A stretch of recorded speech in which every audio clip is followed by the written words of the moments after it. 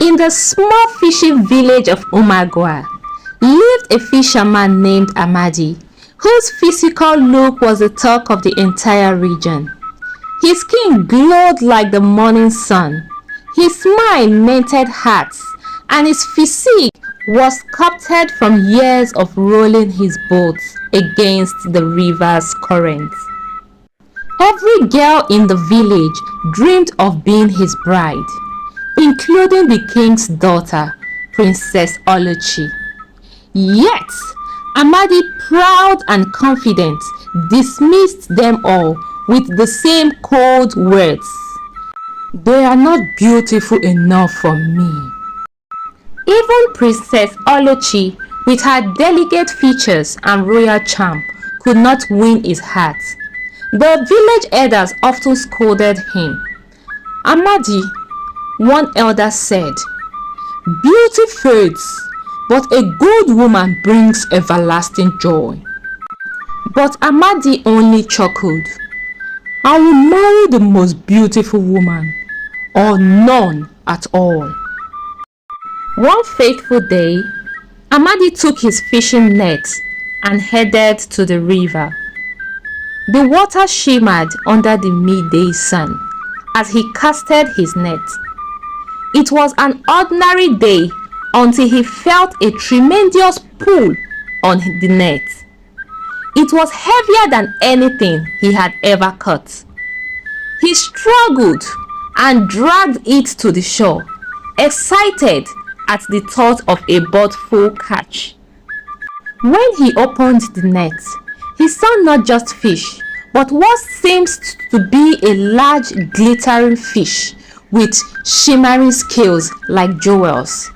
Without a second thought, he threw it into his basket and rode home.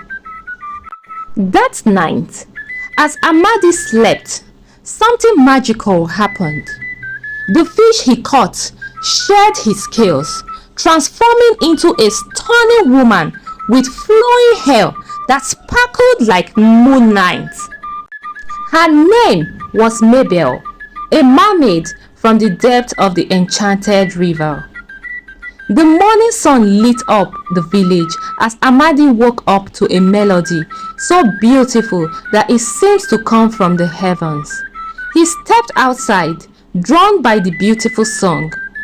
Near the bamboo tree by his hut, he saw a woman sitting, her back turned to him.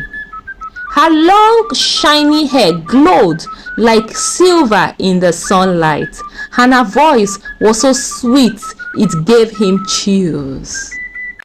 When she turned to face him, Amadi stopped in his track. She was stunning. Her green eyes sparkled like jewels. Her skin was smooth and bright, and her smile was soft and enchanting. He had never seen anyone so beautiful. His heart raced as he stared at her, completely mesmerized. Who are you?" he finally asked, his voice shaking. The woman stood up, her dress flowing gently in the breeze. "I am Mayel," she said in a soft, musical voice. "You saved me from the river, and I am here to thank you." Amadi couldn't believe his luck. In that moment, he thought, "She is the one I have been waiting for." He knew one thing for certain. He had found the beauty he has long searched for. All his doubts vanished as he fell under her spell. Amadi was captivated. You are the most beautiful woman I have ever seen," he stammered. Will you stay with me?" Mayel nodded her head. "If you wish, I will stay," Mayel said. Within few days, the news spread like wildfire. The handsome fisherman has finally chosen a bride, and she is so beautiful. Amadi was smitten, constantly praising Mayel in front of the villagers. Do you see her eyes? He would boast to other girls. They shine brighter than the stars. None of you could ever compare. None. Princess Oluchi was devastated. He rejected me for her, she whispered in disbelief, her heart breaking. Mabel, however, remained aloof, rarely mingling with the villagers. She seemed to prefer the solitude of her home, singing mysterious songs that no one understood. Other girls grew jealous, and whispers spread about her origins. She appeared out of nowhere, one said. What if she's a witch? One day, Mabel and Amadi were walking together near the village square. Princess Oluchi, dressed in her royal attire, stepped forward with a calm yet authoritative air. Villagers gathered, sensing tension in the air. She moved towards Mabel and said, So you are the one who captured Amadi's heart. Tell me, Mabel, what makes you so special? What do you have that the rest of us don't? Mabel was calm, with a faint, mysterious smile. She said, I didn't ask to capture anyone's heart, Princess. Perhaps Amadi saw in me what others could not. Princess Oluchi crossed her hands. Her voice grew louder. No, don't play coy. You walk into this village from who knows where, and suddenly you are the center of his word. We have all known him for years, yet he ignored every one of us. What makes you different? Mabel stepped closer, her eyes glittering, and she said, Perhaps it's not about what makes me different, but what you all lacked.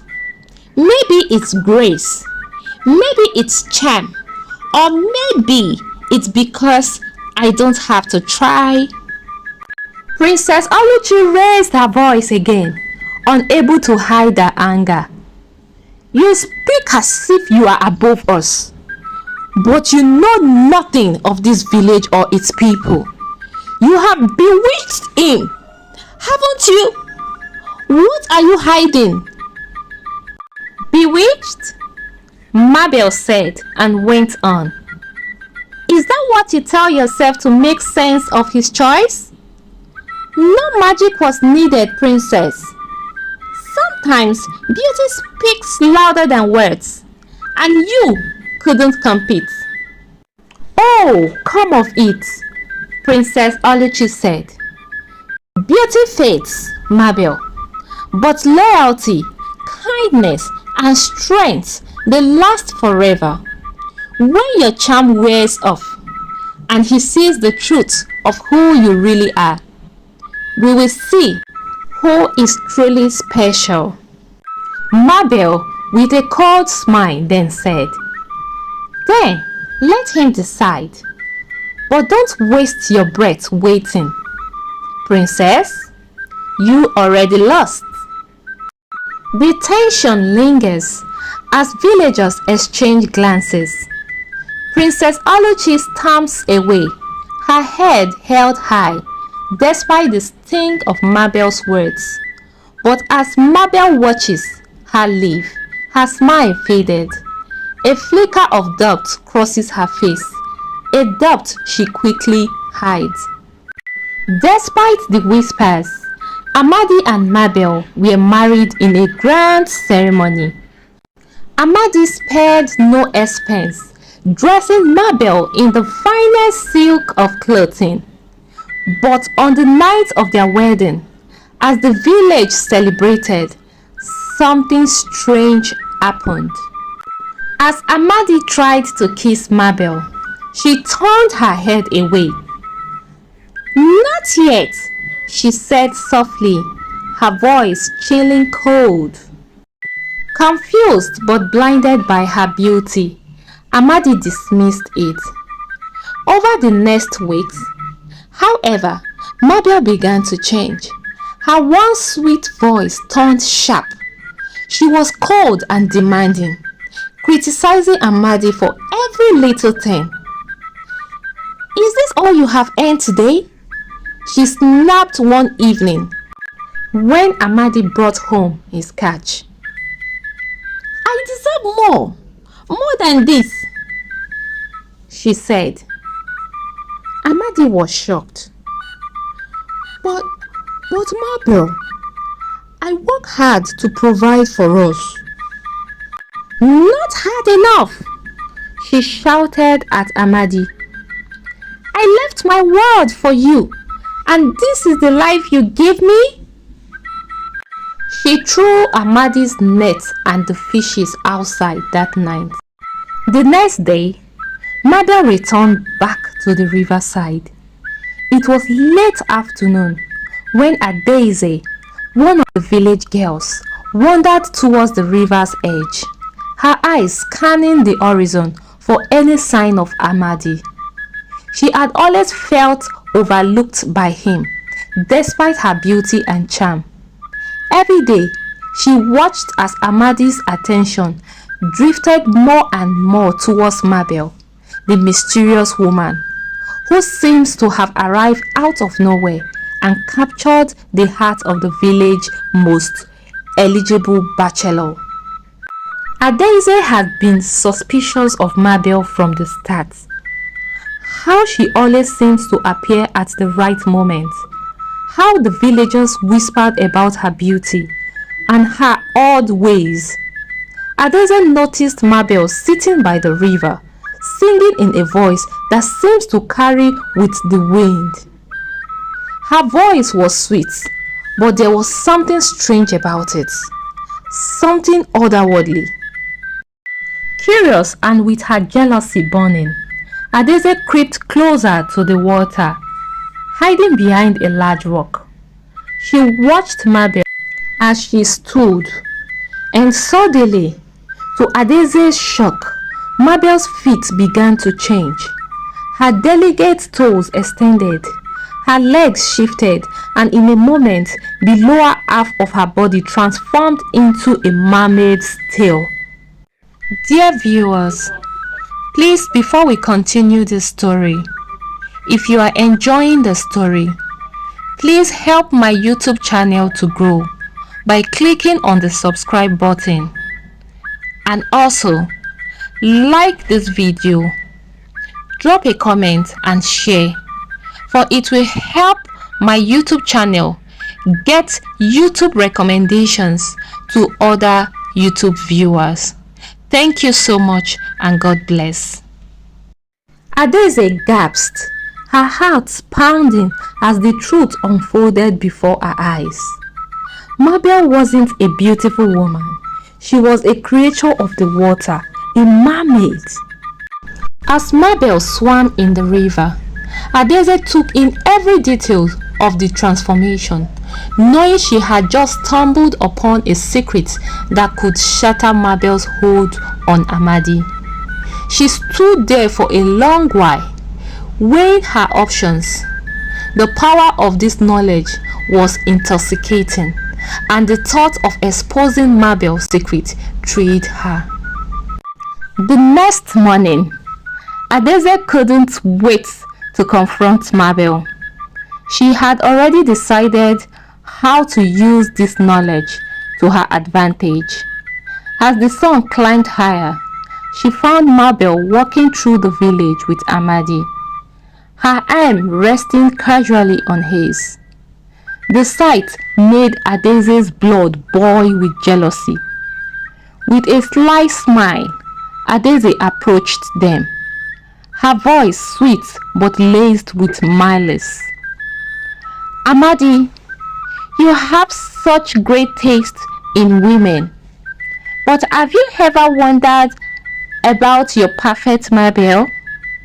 Perhaps you don't know everything about her," Adaeze said.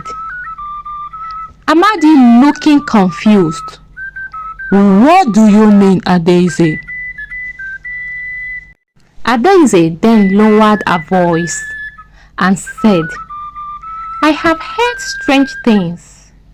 Rumors about her, whispers in the wind. There are things about Mabel that you won't believe, things that could change everything." Mabel stiffened, sensing danger in Adaeze's voice. She stepped closer to Amadi, trying to protect him from whatever was about to be said. "You are lying, Adaeze. You have always been jealous of me, and now you are using my past to twist things," she shouted back at Adaeze. As Adaeze was about to reply her, she choked immediately and started coughing. She found it difficult to speak, and she immediately ran back to her mother's hut. Mabel has casted a spell on Adaeze. She would never be able to speak well again. One night, Amadi overheard Mabel singing a haunting melody. The words chilled him to the bone. "From the depths I rose, to a fool who chose beauty over soul. Now his life I will control." Amadi was so afraid.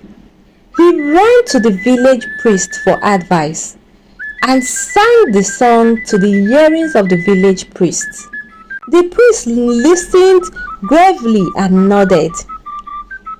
"You have married a mermaid," the priest said. "They are not meant to live among humans.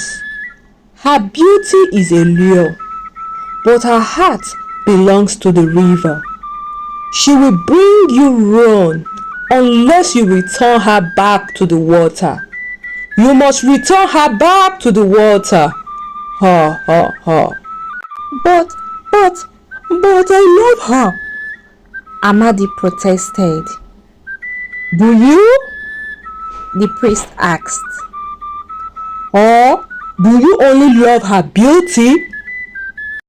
Amadi returned home troubled. That night, Mabel demanded he fetch water from the river. As he filled the pot, he looked into the water and saw her reflection staring back at him, even though she was not there. Realizing the truth, Amadi devised a plan. The next day, he invited Mabel to the river under the pretense of a picnic. She hesitated, but eventually agreed. As they sat by the water, Amadi said, "You have always loved the river, haven't you?"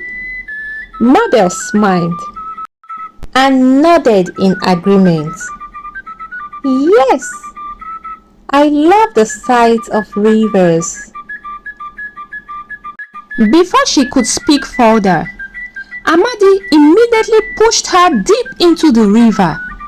The moment she touched the waters, her leg transformed back into the tail of a fish. She looked at Amadi with so much anger. "You cannot escape me, Amadi!" she screamed as the river swallowed her whole. "You chose beauty, and now you will pay the price." "You remain my husband. You remain my husband for life. No woman will ever want you. And this remains all the days of your life." From that day on, Amadi's life was never the same. The villagers avoided him, whispering about his cursed marriage. Princess Oluchi married another man, and the girls who once adored him now despised him. Amadi spent his days fishing alone, haunted by the memory of Mabel's final words. One evening, The village elder visited him. "Have you not learned your lesson, Amadi?" he asked. Amadi nodded, his voice heavy with regrets. "I sought beauty, but it brought me nothing but misery. I should have valued kindness and a pure heart," Amadi said to the village elder. The elder smiled sadly and said, "Perhaps "Your story will teach others what you have learned." The village elder called for a meeting with the youths of the village. After they must have all gathered under the great bamboo tree, the village elder rises up to address them all. He looked around and began to speak. "My sons and daughters, I see the beauty in each of you, the brightness in your eyes, the strength in your hearts. But today, I wish to speak to you about a different kind of beauty, one that is not seen with the eyes, but felt deep within the soul. In this village, as in many others, there is a great focus on how we appear. We are told to look a certain way, dress a certain way, and present ourselves in a way that others will find pleasing. And yes, there is nothing wrong with taking care of ourselves, with shining like the sun on a bright day. But let me tell you a secret, one that I have learned over my many years of existence. True beauty does not come from how we look, but from who we are."